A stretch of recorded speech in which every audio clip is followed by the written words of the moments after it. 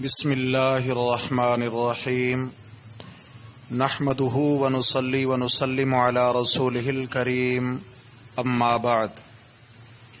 گرامی قدر سامعین، ہم نے 16ویں پارہ کے آغاز سے لے کر 17واں پارہ کے ابتدائی ایک پاؤ تک آج الحمدللہ نماز تراویح میں منزل سنی ہے۔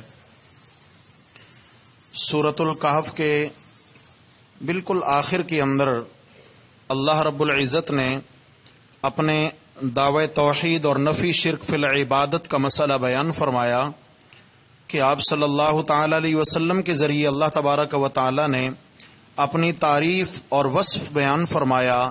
قل لو کان البحر مدادا لکلمات ربی لنفد البحر قبل ان تنفد کلمات ربی ولو جئنا بمثلہ مددا۔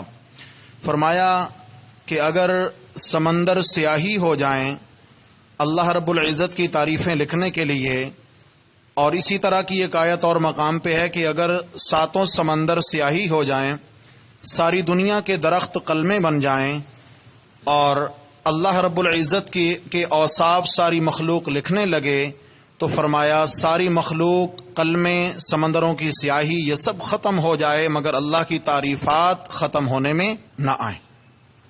اللہ رب العزت کے اوصاف بے مثال ہیں، لا تعداد ہیں، ختم نہ ہونے والے اوصاف ہیں۔ ان میں سے آخر میں جو مسئلہ بیان فرمایا کہ جب اللہ رب العزت اپنے اوصاف میں بے مثل اور بے مثال ہیں تو اللہ اپنی عبادات میں وحدہ لا شریک ہیں۔ فرمایا قل انما انا بشر مثلکم یوحی الی، میرے پیغمبر جی اپنا تعارف کروائیے کہ میں تم جیسا انسان ہوں، یعنی آدم علیہ السلام کی اولاد میں سے ہوں۔ قل انما انا بشر مثلکم، فرق یہ ہے یوحی الی، میری طرف وحی کی جاتی ہے، یعنی میں اللہ کا نبی ہوں اور تم میرے امتی ہو۔ اور وحی کس بات کی ہوتی ہے؟ فرمایا انما الہکم الہ واحد، یہ مسئلہ وہی کیا جاتا ہے کہ تمہارا معبود ایک ہی معبود ہے۔ فمن کان یرجو لقاء ربہ فلیعمل عملا صالحا، جس کو امید ہے اپنے رب سے ملاقات کی تو اسے چاہیے کہ وہ نیک عمل کرے، اور نیک عمل کب قبول ہوگا؟ ولا یشرک بعبادت ربہ احدا، کہ اپنے رب کی عبادت میں کسی کو بھی شریک نہ کرے۔ تو یہاں مسئلہ کیا سمجھ آ گیا؟ ایاک نعبد و ایاک نستعین، اللہ کی عبادت میں کوئی بھی شریک اور ساجی نہیں ہے۔ آگے چلے تو سورہ مریم کا آغاز ہوا۔ حضرات محترم 3 صورتیں ہیں، سورہ مریم، طٰہٰ اور انبیاء۔ سورہ مریم کا دعویٰ ہے عجز المصطفین، یعنی اللہ رب العزت کی پاکیزہ ہستیاں گزری ہیں، حضرات انبیاء علیہ الصلوۃ والسلام، اولیاء کرام، لیکن فرمایا کہ جتنے بھی عالی مرتبت ہیں لیکن پھر بھی اللہ کے حضور وہ عاجز ہیں۔ کیا ہیں جی؟ فرمایا وہ اللہ کے حضور عاجزی کو اپنا طرہ امتیاز سمجھتے ہیں، اس لیے سورہ مریم کا دعویٰ ہوگا عجز المصطفین، کہ اس کے اندر مختلف ہستیوں کی عجز اور عاجزی کو بیان کیا جائے گا۔ پھر ہم آگے چلیں گے سورہ طٰہٰ کے اندر، تو اس میں کیا ہوگا؟ الابتلاء علی الانبیاء، کہ جو اللہ کی پاکیزہ اور برگزیدہ ہستیاں تھیں، فرمایا عاجز تھے اللہ کے حضور، آزمائشیں بھی بڑی آئیں ان پر۔ تو سورہ طٰہٰ کے اندر آزمائشوں کے سلسلے بیان کیے۔ پھر سورہ انبیاء میں پہنچے تو فرمایا جب یہ آزمائشوں سے کامیاب ہوئے نکل کر، الاکرام، فرمایا پھر انبیاء علیہ الصلوۃ والسلام اور ان ہستیوں کیا ہوا؟ اکرام الانبیاء بعد الابتلاء، فرمایا آزمائش کے بعد نتیجہ ہوتا ہے، نتیجے میں کامیابی پر انعام ملتا ہے۔ اللہ تبارک و تعالی نے انعامات کیا کیا عطا فرمائے، سورہ انبیاء کے اندر ان ہستیوں کے نام لے لے کر انعامات کا تذکرہ آئے گا انشاءاللہ۔ تو چلتے ہیں سورہ مریم میں۔ سورہ مریم سے پہلے جو سورہ کہف گزری اس میں 4 ہستیوں کا تفصیلاً ذکر گزرا ہے۔ اصحاب کہف، جناب محمد الرسول اللہ صلی اللہ علیہ وسلم کے انشاءاللہ بھول جانے کا مسئلہ اور اس پر 15 روز تک وحی کا بند ہو جانا، پھر حضرت موسیٰ و خضر علیہ السلام کا تفصیلی واقعہ، اور جناب ذوالقرنین کا بادشاہ کا واقعہ۔ تو یہ جو مقدس ہستیاں تھیں، فرمائے ان پر بھی دیکھو کتنے حالات آئے، کتنے حالات آئے، تو ان کی زندگی سے پتہ چلا کہ اللہ کے عاجز بندے تھے، برگزیدہ تھے مگر اللہ کے आजिज बंदे थे। आजिजी ही ईमान वाले का फख्र है। तो सूरह मरियम के अंदर सबसे पहला जो तज़किरा हुआ हजरत ज़करिया अलैहिस्सलातु वस्सलाम का। हजरत ज़करिया अलैहिस्सलातु वस्सलाम की 120 बरस उम्र हो गई है, लेकिन अल्लाह ने औलाद से नहीं नवाजा। बीवी बांझ भी हैं और बुढ़िया भी हैं, और खुद 120 बरस के हो गए। 120 बरस की उम्र ऐसी है कि कहते हैं रब्बी इन्नी वाहनल अज़्मु मिन्नी वश्तअल अर्रअसु शैबा, मेरे अल्लाह मेरी हड्डियां कमजोर हो गईं, मेरे बाल सर के बाल सफेद हो गए, दूर से बुढ़ापा दिखाई देता है, लेकिन मेरा हाल आपके ताल्लुक का क्या है। वलम अकुम बिदुआइका रब्बी शकिया, मेरे मौला मैंने कभी भी तेरा दर छोड़ा, हाँ मैं कभी भी जो है ना आपसे, आपके दर से, यानी आपसे मांग मांग कर मैं बदबख्त नहीं ठहरा। क्या मतलब, आपके दर से मैं खाली झोली लेकर कभी नहीं गया। 120 बरस उम्र हो गई है। शुरू में फरमाया इज़नादा रब्बहु निदाअन खफिया। ज़करिया अलैहिस्सलाम की सीरत और दस्तूर ये था कि वो अपने रब की पुकार करते थे निदाअन खफिया, छुप छुप कर, आहिस्ता आहिस्ता। मांगते क्या थे, या अल्लाह बेटा दे दे। उम्र कितनी है भाई, 120। छुप कर क्यों मांगते हैं, लोग मजाक ना उड़ाएं कि इस उम्र में भी बाबा जी बेटा मांग रहे हैं। तो छुप कर अल्लाह के हुजूर इज्जो नियाज करते हैं। लेकिन मेरा रब कादिर है, देने पे आए तो दुनिया के असबाब का मोहताज नहीं है। हजरत ज़करिया अलैहिस्सलातु वस्सलाम को अल्लाह रब्बुल इज्जत ने 120 बरस की उम्र में याह्या नाम का बेटा इनायत फरमाया, आजिज़ी की इनाम मिला।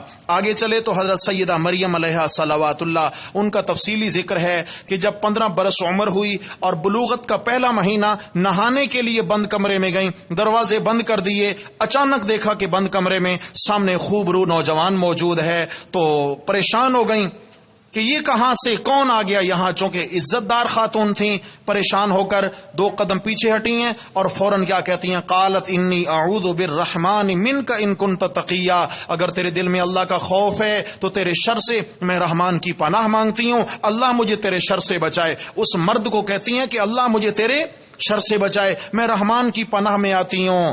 हजरत सैयदा मरियम अलैहा सलावतुल्लाह की विलायत में शक है, कोई शक नहीं। ईसा अलैहिस्सलाम की अम्मा जान वलिया हैं, लेकिन वलिया बंदी पर जब मुश्किल वक्त आया तो घबरा कर किसे पुकारा, अल्लाह की पनाह में आई। फरमाया आजिज थी ना अल्लाह की। लेकिन क्या हुआ, वो नौजवान कहता है बीवी जी घबराइए नहीं, इंसान नहीं हूं, इन्नमा अना रसूल रब्बिकी, मैं तो जिब्रील अलैहिस्सलाम हूं, मैं तो फरिश्ता हूं, इंसानी शक्ल में आया हूं। क्यों आयो, ले अहब लकी गुलामन ज़किया, बेटे की खुशखबरी सुनाने आया हूं जी। ये क्या कहती हो, अभी शादी हुई नहीं और मैं कोई गुनाहगार खातून भी नहीं हूं, मेरे कैसे बेटा होगा। तो हजरत जिब्रील अलैहिस्सलाम कहते हैं काल कज़ालिक, हम तो पैगाम लाने वाले हैं, ऐसे ही होगा। जिसने पैगाम भेजा है वो ऐसा करने पे कादिर है। काल रब्बुकी हुवा अलैया हय्यन, तेरे रब ने फरमाया है कि ऐसा करना उस पर आसान है। आगे चले, हजरत जिब्रील अलैहिस्सलाम ने उनके गरेबान में फूंक मारी, उम्मीद से हो गई, और उसी दम क्या है, दर्द ज़ेह शुरू हो गया, बच्चे की विलादत की दर्दें भी शुरू हो गई। अल्लाह की कुदरत ही कुदरत है। वहां से निकली हैं और घर से बाहर एक मशरकी इलाका और टीला था, वहां चली गई हैं। वहां कुछ खजूरों के दरख्त थे और एक सूखे तने के साथ टेक लगाकर बैठ गई हैं और परेशान हाल हैं। अब क्या होगा, तो हजरत जिब्रील अलैहिस्सलातु वस्सलाम नीचे नशेबी एरिया में आए, जो नशेबी इलाका था टीले से नीचे, वहां की आवाज लगाई, फनादाहा मिन तहतिहा अल्लाह तहजनी कद जअल रब्बुकी तहतकी सरिया। बीबी मरियम घबराइए नहीं, अल्लाह रब्बुल इज़्ज़त ने आपके कदमों में ठंडे पानी का चश्मा जारी फरमा दिया है, जरा नीचे देखिए, प्यास बुझाइए। वह हुज़्ज़ी इलैकी बिजिज़इन नखला, और ये जो खुश्क तना खजूर का है इसे हरकत दीजिए तो साक़ित अलैकी रुतबन जनिया, हिलाना आपका काम है और तर खजूरें गिराना रब का काम है। हज़रत बीबी मरियम ने ऐसा ही किया। कुली वशरबी वक़र्री आइना, जिब्रील अमीन कहते हैं खजूर खाइए, पानी पीजिए। खजूर खाई, पानी पिया, अल्लाह ने चांद से हसीन ईसा अलैहिस्सलाम जैसा बेटा इनायत फरमा दिया। हज़रत बीबी मरियम अलैहा सलावतुल्लाह को इशारा मिल गया कि असबाब के मोहताज नहीं है। जैसे देखिए हमने संगलाख जमीन से आपके लिए पानी जारी कर दिया, खुश्क तने से ताज़ा खजूरें गिरा दी हैं, ऐसे ही आपको बगैर शौहर के बेटा अता फरमा दिया। इसके बाद आपके बेटे को हम कायनात के लिए अपनी कुदरत की दलील बनाने लगे हैं। हज़रत ईसा अलैहिस्सलाम की अम्मा लेके अपने खानदान के पास आई हैं, तफसीली वाक़या है। वहां आकर कौम ने कहा مریم یہ کہاں سے لے آئی ہو؟ ابھی تمہاری شادی نہیں، اور تم تو اچھے خاندان کی تھیں، تمہاری ماں ایسی نہیں، تمہارا باپ ایسا نہیں تھا، اور تم نے یہ کیا کر دیا؟ حضرت بی بی مریم کو حکم تھا کہ آپ نے کسی سے بات نہیں کرنی، چپ کا روزہ ہے، خاموشی ہے، جب کوئی پوچھے کون ہے کیا ہے اشارہ کر دینا، اس بچے سے بات کرو۔ حضرت بی بی مریم نے اس بچے کی طرف اشارہ کیا، فاشارت الی قالوا کیف نکلم من کان فی المہد صبیا، تو کہتے ہیں کہ جو بچہ ہے ابھی گود میں، بھلا ہم اس سے کلام کریں؟ یہ کیسا مذاق اڑا رہی ہو ہمارا؟ حضرت عیسیٰ علیہ الصلوۃ والسلام جو ماں کی گود میں تھے، فوراً اپنی ماں کی صفائی میں وکیل بن کے بولے، قال انی عبد اللہ، میں اللہ کا بندہ ہوں، آتانی الکتاب، وہ مجھے کتاب عطا فرمائے گا، وجعلنی نبیا، اور مجھے نبی بنائے گا، وجعلنی مبارکا اینما کنت۔ تو عیسیٰ علیہ الصلوۃ والسلام کی یہ تقریر ہے۔ تو میرے رب نے اشارہ کر دیا کہ دیکھو حضرت بی بی مریم پہ حال بھی آئے، پھر انعام بھی ہم نے عطا کر دیا، ان کی صفائی میں ہم نے دودھ پیتے بچے کو بھی بلوا دیا۔ پھر آگے چلے تو جناب حضرت ابراہیم علیہ السلام کے حالات ہیں، وَاذْكُرْ فِي الْكِتَابِ ابراہیم، اپنے والد کو اللہ کی وحدانیت کی دعوت دینے لگے ہیں، یا ابت لم تعبد ما لا يسمع ولا يبصر ولا يغني عنك شيئا، اے بابا آپ ایسوں کی کیوں عبادت اور پکار کرتے ہیں؟ لما تعبدو، کیوں عبادت کرتے ہیں؟ ما لا يسمع، جو تیری پکار سنتے نہیں ہیں، ولا يبصر، اور تیری عاجزی کو دیکھتے نہیں ہیں، ولا يغني عنك شيئا، اور تیرے ذرا بھی کام آ سکتے نہیں ہیں۔ حضرت ابراہیم علیہ السلام نے اللہ کی توحید سنائی، والد نے کہا چل شاباش نکل میرے گھر سے، گھر چھوڑ نکل۔ ابراہیم علیہ الصلوۃ والسلام کو گھر سے نکال دیا گیا، اور باپ نے پہلے دھمکی دی، لئن لم تنتہی لارجمنک واہجرنی ملیا، اگر تو اس دعوت سے باز نہ آیا میں تجھے پتھروں سے سنسار کر دوں گا، چل میری آنکھوں سے دور ہو جائے ایک مدت کے لیے۔ ابراہیم علیہ السلام کو اللہ کی وحدانیت کی تبلیغ کی پاداش میں گھر چھوڑنا پڑا۔ آزمائشیں آتی ہیں نہیں آتی ہیں؟ آزمائشیں آئی ہیں، لیکن اس کے بعد اللہ رب العزت نے اعزاز کیا عطا فرمایا؟ فرمایا وَوَهَبْنَا لَهُم مِّن رَحْمَتِنَا، ان کو ہم نے اپنی رحمتوں سے نوازا۔ پھر رحمت کیا تھی؟ ان کو آگ میں ڈالا اور آگ کو گل و گلزار بنا دیا۔ پھر اللہ تبارک و تعالیٰ نے بڑھاپے کے عالم میں حضرت ابراہیم علیہ السلام کو دو بیٹے عطا فرمائے، حضرت اسماعیل اور حضرت اسحاق، بڑھاپے کے عالم میں۔ آگے حضرت موسیٰ علیہ الصلوۃ والسلام کے حالات زندگی ہیں، ان سب حضرات کے احوال بیان کر کے فرمایا کہ عجز المصطفین، جتنے بھی میرے قریبی تھے مگر میں اللہ کے عاجز بندے تھے۔ کیا تھے بھائی؟ اللہ کی عاجزی سے اللہ کا قرب نصیب ہوتا ہے۔ پھر جناب اس کے بعد آگے سورہ طٰہٰ آئی، سورہ طٰہٰ کے اندر بھی وہی مسئلہ جس کی پاداش میں حضرت ابراہیم علیہ السلام کو گھر سے نکالا گیا۔ فرمایا دیکھو حضرت موسیٰ علیہ الصلوۃ والسلام رات کے اندھیرے میں طور پہاڑ پہ دیکھتے ہیں کہ آگ روشن ہے، لینے تو آگ آئے تھے، میں اللہ نے انہیں نبوت عطا فرما دی۔ اور موسیٰ علیہ السلام کے سے ہم کلامی ہوتی ہے، اللہ تعالیٰ فرماتے ہیں فلما اتاہا نودی یا موسیٰ، جب حضرت موسیٰ علیہ السلام پہنچ گئے وہاں تو فرمایا اے موسیٰ علیہ السلام انی انا ربک، یہاں کوئی آگ جلانے والے سینکنے والے نہیں رہتے، انی انا ربک، میں تیرا رب ہوں۔ یہ تو میرے رب کے نور کی تجلی تھی جو آپ نے درخت میں دیکھی ہے۔ فخلع نعلیک، اپنے جوتے مبارک اتار دیجئے، انک بالواد المقدس طویٰ، آپ پاکیزہ میدان میں ہیں۔ جیسے کوئی مسجد میں آتا ہے تو جوتے اتار دیتا ہے، اللہ تعالیٰ سے ہم کلام ہونا ہے۔ موسیٰ علیہ السلام نے جوتے اتار دیے اور اعلان ہوتا ہے وَأَنَا اخْتَرْتُكَ فَاسْتَمِعْ لِمَا يُوحَىٰ، ہم نے آپ کو پسند کر لیا ہے، اب سنیے توجہ سے جو آپ کو وحی کی جاتی ہے۔ یا اللہ کون سا مسئلہ توجہ سے سنوں؟ جاگ رہے ہو بھائی؟ کون سا مسئلہ؟ پہلی وحی، اور اللہ فرماتے ہیں فاستمع، میرے پیغمبر دل کی توجہ سے وہ مسئلہ سنیے۔ کون سا ہے؟ اننی انا اللہ لا الہ الا انا فاعبدنی۔ پہلی وحی کیا ہے؟ لا الہ الا اللہ۔ جس مسئلے کی پاداش میں ابراہیم علیہ السلام کو والد نے گھر سے نکالا وہی مسئلے کی وحی ہو گئی۔ حضرت موسیٰ علیہ السلام نے بھی پھر بچپن سے مصائب دیکھے، ابتلا، بچپن سے مصائب دیکھے۔ پیدا ہوئے تو فرعون بچے قتل کرا رہا ہے، ماں کو اللہ رب العزت نے یہ غیبی اشارہ دیا ایک لکڑی کا باکس بنائیے، اس میں موسیٰ علیہ السلام کو رکھیے اور اس کو بند کیجئے اور دریا نیل میں ڈال دیجئے۔ کیا یہ قتل نہیں تھا؟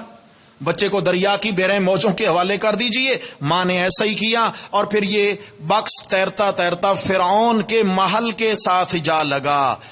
تو فرعون کی گھر والی آسیہ جو بعد میں بنی رضی اللہ عنہا، بعد میں ایمان لے آئیں. آسیہ نے دیکھا کہ جناب یہ تو کوئی بکس ہے، وہاں سے نکلوایا، جب کھولا دیکھا تو حضرت موسیٰ علیہ الصلاۃ والسلام انتہائی حسن و جمال کے پیکر یہ معصوم بچے اس بکس کے اندر موجود ہیں. اللہ رب العزت نے آگے چل کر فرمایا وَأَلْقَيْتُ عَلَيْكَ مَحَبَّةً مِّنِّي، میرے پیغمبر ہم نے آپ کو یہ ایک اعزاز دیا تھا کہ آپ کے بدن پہ ہم نے محبتیں بکھیر دی تھی، جو دیکھتا تھا وہ آپ پہ فریفتہ ہو جاتا. فرعون نے سوچا کہ نہیں یہ تو بھائی یہ تو میرے دشمن کی جانب سے آ رہا ہے، بنی اسرائیل کا بچہ قتل کریں گے. تو آسیہ کہتی ہیں یہ کیا ہو گیا آپ کو، جس سے میں محبت کرتی ہوں کیا آپ اس سے محبت نہیں کرتے؟ سورہ قصص کے اندر بھی تفصیلی یہ واقعہ ہے. پھر بہرحال حضرت موسیٰ علیہ السلام کی والدہ نے اپنی بڑی بیٹی سے کہا کہ بیٹی آپ کنارے کنارے چلتی جائیں، غیر محسوس طریقے سے دیکھتی جائیں کہ یہ کیا ہوتا ہے آخر اس کے ساتھ. جب وہاں پہ بچے کو دیکھا جا رہا تھا تو جناب اب معصوم بچہ ہے، اس کے لیے تو کسی دایا کا انتظام کرنا پڑے گا جو دودھ پلائے گی، مرضیہ کا انتظام کرو. عورتیں بلائی گئیں. موسیٰ علیہ الصلاۃ والسلام کے متعلق اللہ فرمائے حرمنا علیہ المراضع، ہم نے موسیٰ علیہ الصلاۃ والسلام پر تمام دودھ والیوں کے دودھ کو حرام کر دیا، یعنی روک دیا، ممنوع قرار دے دیا. موسیٰ علیہ الصلاۃ والسلام کو سینے لگاتی ہیں مگر اللہ کے نبی کسی کا دودھ پکڑتے نہیں ہیں. بہن جی آگے بڑھی ہیں، کہتی ہیں حل ادلکم، کیا میں تمہیں خبر دوں علی من یکفلو، ایسے گھر والوں کی جو اس کی بہترین کفالت کریں گے؟ ہاں ہاں بتائیے. تو کہا کہ وہ فلاں جگہ ایک خاتون رہتی ہیں، موسیٰ علیہ السلام کی اماں کا نام لیا، خاتون رہتی ہیں، ان کو بلائیے، وہ بڑی جو ہے نا محبت والی عورت ہیں، بہت کیئرفل ہیں، خیال کرنے والی ہیں. حضرت موسیٰ علیہ السلام کی اماں کو بلایا گیا. موسیٰ علیہ الصلاۃ والسلام کو اماں جی نے ہاتھوں پہ لیا، اللہ کے نبی نے ماں کا دودھ پینا شروع کر دیا. بہانہ کیا ہوا کہ بھائی اب تو ماں سے عارضی جدائی ہوئی ہے لیکن اب ہمیشہ کے لیے ملانے لگے ہیں. اب جناب تقاضا یہ ہو کہ آپ تو یہیں محل میں رہیں اور یہیں رہ کر اس کی تربیت. فرمایا نہیں تمہاری ضرورت ہے، اگر بچے کو دودھ پلوانا ہے تو بچے کو میرے حوالے کرو، میرے گھر میں بچہ میرے پاس رہے گا اور تمہیں وظیفہ بھی دینا پڑے گا. تمہیں وظیفہ بھی دینا پڑے گا. جس فرعون نے موسیٰ علیہ السلام کے قتل کا منصوبہ بنایا تھا، اللہ تبارک و تعالیٰ نے اسی فرعون کے خرچے پر موسیٰ علیہ السلام کو ان کی ماں کی گود میں پال کر دکھایا. اللہ قادر ہے یا نہیں؟ اللہ اکبر. فرمائے ابتلا اور امتحانات آتے ہیں. پھر آگے جناب چلیں گے تو اصل میں سورہ طٰہٰ کے اندر ہمارے شیخ رحمہ اللہ یہاں پہ ربط بیان کیا کرتے تھے کہ جو پیچھے سورہ مریم میں مسئلہ توحید بیان کیا گیا ہے، اگر جرت و بہادری سے مسئلہ بیان کرنا چاہتے ہو تو آؤ سورہ طٰہٰ کا مطالعہ کرو. ایسے جرت و بہادری سے حق بیان کرو جیسے موسیٰ علیہ السلام نے پھر فرعون کے دربار میں حق بیان کیا. اللہ نے نبوت عطا کی، فرعون کے دربار میں جرت و بہادری سے مسئلہ بیان فرمایا.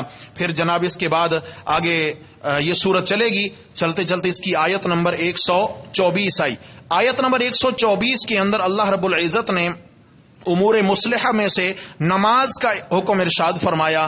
فاصبر علی ما یقولون، فاصبر علی ما یقولون. آپ صلی اللہ تعالی علیہ، چلیں اس آیت سے بلکہ پہلے ایک اور آیت ذہن میں آ گئی.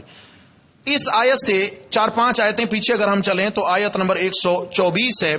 آیت نمبر 124 کے اندر فرمایا کہ اگر استقامت چاہتے ہو ایمان پر، اگر سرخرو ہونا چاہتے ہو بے اعتبار ایمان کے، تو پھر کیا ہے، قرآن مقدس سے اپنا تعلق مضبوط رکھو، اللہ کی وحی سے اپنا تعلق مضبوط رکھو. کیوں کہ قرآن مجید سے جس کا تعلق کمزور پڑتا ہے وہ 2 قسم کے نقصان اٹھاتا ہے، ایک نقصان دنیا میں اور ایک نقصان آخرت میں. دنیا میں کیا نقصان ہے؟ فرمایا ومن اعرض عن ذکری، جو میرے ذکر یعنی میرے قرآن سے اعراض کرتا ہے، فإن له معیشۃ ضنکا، تو اس کی معیشت تنگ کر دی جاتی ہے، اس کے ذرائع آمدن تنگ ہو جاتے ہیں.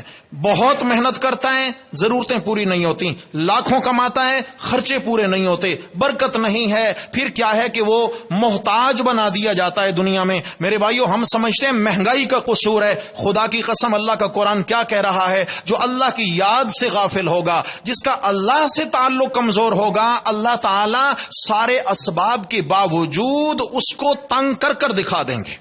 سارے اسباب موجود ہوں گے لیکن ضرورتیں پوری نہیں ہوں گی. اگر کیا ہے ضروریات چاہتے ہیں پوری ہو جائیں، برکات کا نزول ہو تو اللہ سے تعلق بنانا ہوگا. اس لیے وَفِي السَّمَاءِ رِزْقُكُمْ، زمین میں نہیں، رزق کہاں سے آتا ہے؟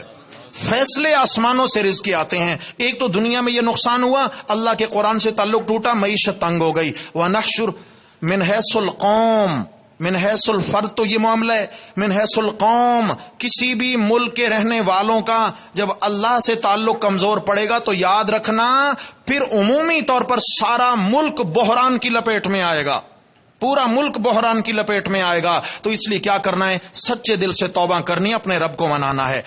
پھر قیامت میں کیا ہوگا, وَنَحْشُرُهُ يَوْمَ الْقِيَامَةِ أَعْمَى, فرمایا جس کا قرآن سے تعلق کمزور ہوتا ہے قیامت کے دن ہم اس کو آنکھوں سے اندھا کر کر قبر سے اٹھائیں گے, نابینا ہوگا. قال رب لم حشرتنی اعمی, کہے گا مولا کیا ہو گیا, آپ نے مجھے نابینا کر کر کیوں اٹھایا. وقد كنت بصیرا, حالانکہ میں تو اچھا خاصا دیکھنے والا تھا, یا اللہ میری نگاہوں کو کیا ہو گیا. سمجھنا, قال كذلك اتتك آیاتنا فنسیتها, اللہ فرمائیں گے ہاں اسی طرح تیرے پاس ہماری آیتیں بھی چل کر آئی تھیں, تو نے ان کی پرواہ نہ کی. كذلك اليوم تنسى, آج ہم نے تیری پرواہ نہ کی. جن نگاہوں سے اللہ کا کلام دیکھ کر نہ پڑھا, اللہ کے کلام میں غور نہ کیا, تو وہ نگاہیں سلامت رکھنے کے قابل نہیں ہے. اس لیے میرے بھائی زندگی کا مقصد بنائیں کہ اللہ کے کلام سے تعلق جوڑے. اور اللہ کے کلام سے تعلق کب مضبوط ہوگا, فرمایا نماز کی پابندی لازم ہے.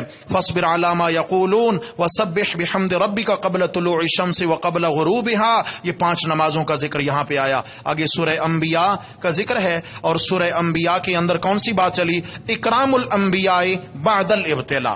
فرمایا حالات آئے لیکن اس صورت کے اندر صرف اکرام کی بات ہوگی. اللہ نے اپنے نبیوں کو پھر کیا کیا دیا, کس طرح نوازا. لیکن فرمایا اگر تم بھی اکرام چاہتے ہو تو مثالیں تو آگے آنے لگی ہیں, انبیاء علیہ السلام کے واقعات تو آنے لگے ہیں. لیکن اسی سورت کی آیت نمبر 25 کے اندر اکرام الانبیاء, یعنی اکرام کب ہوگا کہ جب اس مسئلے پر کاربند رہو گے, جس مسئلے کو دیکھ کر سارے انبیاء مبعوث کیے گئے. آیت نمبر 25 میں وما ارسلنا من قبلک من رسول الا نوحی الیہ انہ لا الہ الا انا فاعبدون. کون سا مسئلہ ہے بھائی, لا الہ, تعلق اللہ سے جوڑے, تعلق اللہ سے مضبوط ہو. فرمایا انبیاء علیہ الصلوۃ والسلام نے اسی مسئلے کے لیے قربانیاں دی, اللہ نے اکرام فرمایا. اے میرے نبی کے امتیو, تم بھی اسی مسئلے کے لیے قربانیوں کی خاطر تیار ہو جاؤ, اللہ تعالیٰ کا اکرام والا دسترخوان تمہارے لیے بھی تیار ہے انشاءاللہ. تو آگے انبیاء علیہ السلام کے حالات و واقعات آنے لگے ہیں, مثالوں کے ذریعے انشاءاللہ تعالی اکرام کا مسئلہ بیان ہوگا. دعا ہے اللہ جل شانہ ہم سب کو قرآن و سنت کی سمجھ اور عمل نصیب فرمائے. اقول قولی ھذا استغفر اللہ.